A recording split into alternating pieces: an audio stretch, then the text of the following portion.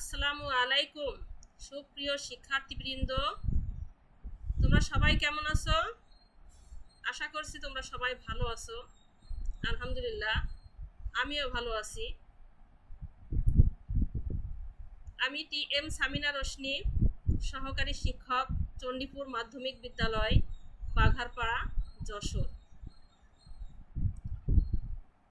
তোমরা যারা নবম দশম শ্রেণীতে পড়ছো, আমি তোমাদের জন্য তোমাদের বাংলা প্রথম পত্রের একটি কবিতা নিয়ে আসছি। তোমরা আমার সাথে থাকবে, আমার ক্লাসটি দেখবে, পরবর্তীতে কমেন্টস করবে। তো যা হোক, আমরা এই পৃথিবীতে এসেছি আমাদের সবচেয়ে আপনজন, সবচেয়ে প্রিয় একজন ব্যক্তি আছে, তিনি হচ্ছেন আমাদের মা, জননী। তোমাদের জননীকে নিয়ে লেখা তোমাদের বইতে একটি কবিতা আছে, তোমরা কি বলতে পারবে কবিতাটির নাম কি? হ্যাঁ, কবিতাটির নাম হচ্ছে পল্লী জননী। লিখেছেন জসিমউদ্দিন, পল্লী কবি জসিমউদ্দিন। এখানে আমরা কবি পরিচিতি একটু পড়ব। জসিমউদ্দিন 1903 খ্রিস্টাব্দে ফরিদপুর জেলার তাম্বুলখানা গ্রামে জন্মগ্রহণ করেন। কবি তার কবিতায় বাংলাদেশের পল্লী প্রকৃতি ও মানুষের সহজ স্বাভাবিক রূপটি তুলে ধরেছেন। পল্লীর মাটি, মানুষের জীবনচিত্র তার কবিতায় নতুন মাত্রা পেয়েছে। পল্লীর মানুষের আশা, স্বপ্ন, আনন্দ, বেদনা, বিরহ, মিলনের এমন আবেগমধুর চিত্র আর কোনো কবির কাব্যে, কবিতার মধ্যে খুঁজে পাওয়া যায় এমনটি দুষ্কর। এ কারণেই তিনি পল্লী কবি নামে খ্যাত হয়েছেন। কর্মজীবনের শুরুতে তিনি কিছুকাল ঢাকা বিশ্ববিদ্যালয়ে অধ্যাপনা করেন। পরে সরকারি তথ্য ও প্রচার বিভাগে উচ্চ পদে যোগদান করেন। ছাত্র জীবনেই তার কবি প্রতিভার প্রকাশ ঘটে। বিশ্ববিদ্যালয় অধ্যয়নকালেই তার রচিত কবর কবিতাটি প্রবেশিকা বাংলা সংকলনের অন্তর্ভুক্ত হয়। জসিমউদ্দিনের উল্লেখযোগ্য কাব্যগ্রন্থের মধ্যে রয়েছে নকশি কাঁথার মাঠ, সজন বাদিয়ার ঘাট, রাখালি, বালুচর, হাসু, এক পয়সার বাঁশি, মাটির কান্না ইত্যাদি। তার নকশি কাঁথার মাঠ কাব্য বিভিন্ন বিদেশি ভাষায় অনুদিত হয়েছে। চলে মুসাফির তার ভ্রমণ কাহিনী। বিশ্বভারতী বিশ্ববিদ্যালয় তাকে সম্মানসূচক ডিএলএড ডিগ্রি প্রদান করে। এছাড়া সাহিত্য সাধনার স্বীকৃতি স্বরূপ তিনি 21 পদক লাভ করেন। 1976 সালের 14 মার্চ কবি ঢাকায় মৃত্যুবরণ করেন। তোমাদের এই কবিতাটি বেশ বড়, আমরা একদিনে একটি ক্লাসেই সবটুকু পড়ে শেষ করতে পারবো না, আমরা অল্প অল্প করে কয়েক লাইন করে পড়ব। তা যা হোক, তোমরা এই কবিতা থেকে পল্লী জননীর যে ভালোবাসা, অকৃত্রিম যে ভালোবাসা, সেটা খুঁজে পাবে। প্রত্যেকটা জননীরই ভালোবাসা আছে, কিন্তু এক এক জননীর এক এক ধরনের ভালোবাসার প্রকাশ ঘটে। এখানে পল্লী জননীর ভালোবাসার কথা বলা হয়েছে, তাদের অবস্থা থাকে হচ্ছে তারা গরিব দুঃখী, তারা দুমুঠো ভাত জোটাতে পারে না, অনেক সময় তাদের ভালোবাসা বোঝাবার প্রকাশভঙ্গি থাকে কিছুটা ভিন্ন। তো আমরা এখানে মূল কবিতায় চলে যাই, কবিতা পড়ে আসি। রাত থমথম, স্তব্ধ, নিঝুম, ঘোর ঘোর আন্ধার, নিঃশ্বাস ফেলি তাও শোনা যায় নাই কোনো সাড়াকার। রুগ্ন ছেলের শিয়রে বসিয়া একেলা জাগিছে মাতা, করুণ চাহনি ঘুম ঘুম যেন ঢুলিছে চোখের পাতা। শিওরের কাছে নিবু নিবু নিবু দ্বীপ ঘুরিয়া ঘুরিয়া জলে, তারই সাথে সাথে বিরহী মায়ের একেলা পরাণ দোলে। ভন ভন ভন জমাট বেঁধেছে বুনো মশকের গান, বুনো মশকের গান। এদো ডোবা হতে বহিছে কঠোর পচানো পাতার ঘ্রাণ। ছোট কুড়ে ঘর বেড়ার ফাঁকেতে আসিছে শীতের বায়ু, শিয়রে বসিয়া মনে মনে মাতা গনিছে ছেলের আয়ু।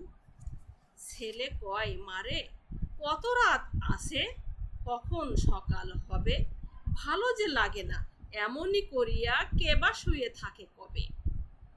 মা কয় বাছারে চুপটি করিয়া ঘুমো তো একটিবার। ছেলে রেগে কয় ঘুম যে আসে না, কি করিব আমি তার। পাণ্ডুর গালে চুমু খায় মাতা, সারা গায়ে দেয় হাত, পারে যদি বুকে যত স্নেহ আছে ঢেলে দেয় তারই সাথ। নামাজের ঘরে মোমবাতি মানে দরগায় মানে দান, ছেলের তাহার ভালো করে দাও কাঁদে জননীর প্রাণ। শিক্ষার্থী বন্ধুরা, আমরা কবিতার লাইনগুলো পড়লাম, কত সুন্দর কবিতার লাইনগুলো, কত শ্রুতি মধুর, কত ভালো লাগলো। আমরা এখন একটু শব্দার্থ পড়ে আসি। দেখো, পচানো মানে পচে গেছে এমন। নামাজের ঘরে মোমবাতি মানে নামাজের ঘর হলো মসজিদ, আর মোমবাতি মানে হচ্ছে ওখানে মোমবাতি দেওয়ার জন্য মানত করে। বিভিন্ন সময় গ্রাম এলাকায় দেখা যায় যে মানুষরা কোনো অসুখ বিসুখ হলে তারা বিভিন্ন জিনিস মানত করে, দিতে চায় যে আমি এটা দিব, আল্লাহ আমার ছেলে মেয়ে অন্য কারোর অসুখ বিসুখ হলে আল্লাহ তুমি সেরে দাও, আমি এগুলো মসজিদে দিব। এটাই হচ্ছে মানত করা। নয়ন নীর মানে নয়ন হলো চোখ আর নীর হলো পানি, চোখের পানি কথা বলা হয়েছে। তো যা হোক, আমরা এখন কবিতার লাইনগুলো একটু বিশ্লেষণ করে আসি। দেখো, রাত থম থম নিঝুম, স্তব্ধ নিঝুম, ঘোর ঘোর আন্ধার মানে রাত একদম গভীর রাতে নিস্তব্ধ হয়ে যায় চারিদিক, আর অন্ধকার, ঘোর ঘোর অন্ধকার, কোনো কিছু যেন দেখা যায় না। নিঃশ্বাস ফেলি তাও শোনা যায় নাই সারা কোথাকার।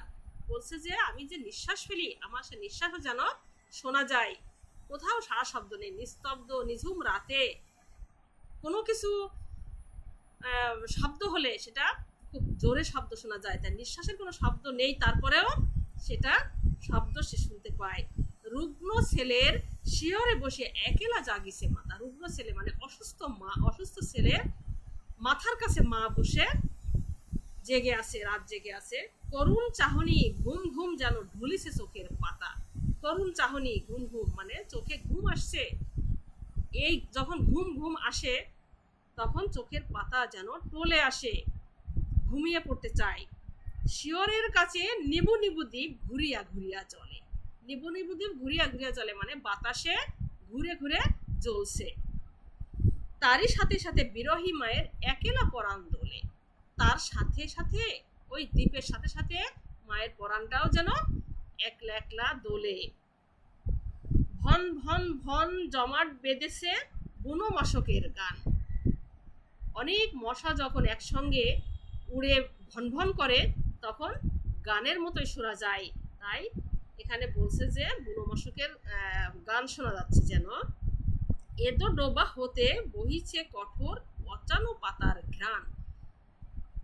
গ্রাম এলাকায় এদো ডোবা ডোবা, তারপর বিভিন্ন জায়গায় পচা পাতা পানি থেকে সেখানে মশার উৎপত্তি হয়, সেখান থেকেই যেন কঠোর পচানো পাতার ঘ্রাণ আসছে, গন্ধ আসছে। ছোট কুড়ে ঘর বেড়ার ফাঁকেতে আসিছে শীতের বায়ু। ছোট্ট কুড়ে ঘর আর ওই বেড়ার ফাঁক দিয়ে যেন শীতের বাতাস আসছে। শিয়রে বসিয়া মনে মনে মাতা গনিছে ছেলের আয়ু। ছেলের মায়ের মাথার, ছেলের মা তার মাথার কাছে বসে যেন ছেলের আয়ু গুনছে। ছেলে কয় মারে কত রাত আছে, কখন সকাল হবে। ছেলে মাকে অধৈর্য হয়ে বলছে, মা কত রাত আসছে, সকাল হচ্ছে না কেন, কখন সকাল হবে। অসুস্থ হলে বিপদের রাত কিন্তু সহজে কাটতে চায় না, অসুস্থ হলেও তেমন মানুষের রাত শেষ হতে চায় না। ভালো যে লাগে না এমনি করিয়া কেবা শুয়ে থাকে কবে। ছেলে বলছে যে মা আর ভালো লাগছে না তো, এভাবে কে কবে শুয়ে থাকে এত এত সময় ধরে। মা কয় বাচ্চার মার একটু রাগও হয়ে যায়, কারণ কষ্ট হয় শরীরে, টেনশন আছে, চিন্তা আছে ছেলের জন্য। তারপরে ছেলে যদি এভাবে না ঘুমায় বকবক করতে থাকে তখন দেখা যায় সে মার একটু রাগ হয়ে যায়। তাই সে বলে বাসারে চুপটি করে ঘুমোতো একটিবার। ছেলে তখন আরো রেগে বলে ঘুম যে আসে না, আমি তার কি করি। ছেলে বলছে যে ঘুম যে আমার আসছে না, আমি তাহলে কি করবো এখন। তখন মা আবার নরম হয়ে যায় যে তার গালে চুমু খায়, চুমু খেয়ে সারা গায়ে হাত বুলিয়ে দেয়, যেন হৃদয়ের যত ভালোবাসা, আবেগ, স্নেহ সব যেন তার সাথে সাথে ঢেলে দেয়। নামাজের ঘরে সে মোমবাতি মানে, সে নামাজের ঘরে মসজিদে মোমবাতি মানে যে আমি আমার ছেলে ভালো হয়ে গেলে মসজিদে মোমবাতি দিব। ছেলেরে তাহার ভালো করে দাও, কাঁদে জননীর প্রাণ। বলছে যে আমার ছেলের ভালো করে দাও, এই বলে তার মায়ের মনটা প্রাণটা কেঁদে ওঠে।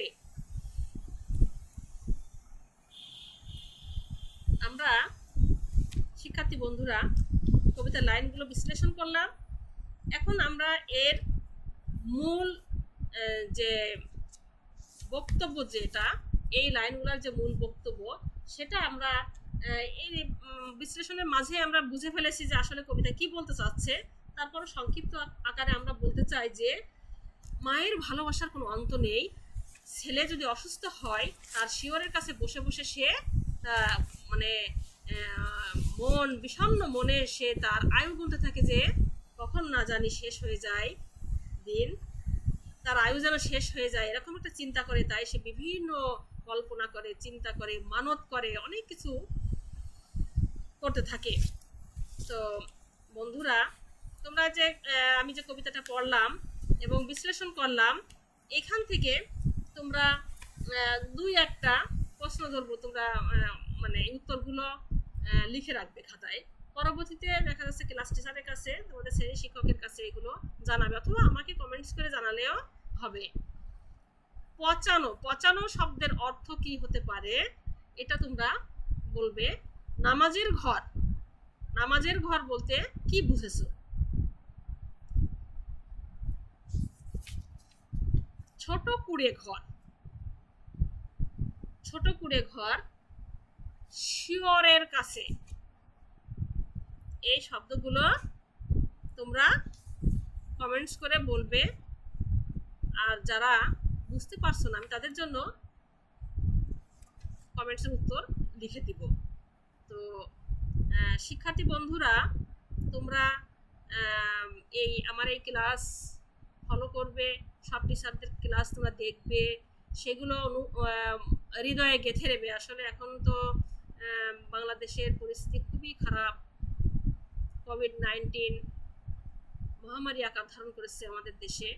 এই অবস্থাতে তোমরা বুঝতেই পারছো যে স্কুল কলেজ তো খোলা সম্ভব হচ্ছে না, আসলে ক্লাস নেওয়া সম্ভব হচ্ছে না। তাই বলে তোমরা বসে থেকো না, তোমরা তোমাদের বইগুলো দেখতে থাকো, সকাল সন্ধ্যায় একটু তোমরা বই দেখো। বাইরে যাবে না, বাইরে প্রয়োজন ছাড়া কখনোই যাবে না। যদি যেতে হয় মাস্ক পরে খুব সতর্কতার সাথে যাবে, শারীরিক দূরত্ব বজায় রাখবে, সামাজিক দূরত্ব বজায় রাখবে। অবশ্যই এগুলো মানতে হবে। আমরা যদি না মানি তাহলে আমাদের দেশের অবস্থা আরো ভয়াবহ হতে পারে। তো তোমরা সবাই সতর্ক থাকবে, সবাই ভালো থাকবে, আমার জন্য দোয়া করবে। আল্লাহ হাফেজ, আসসালামু আলাইকুম।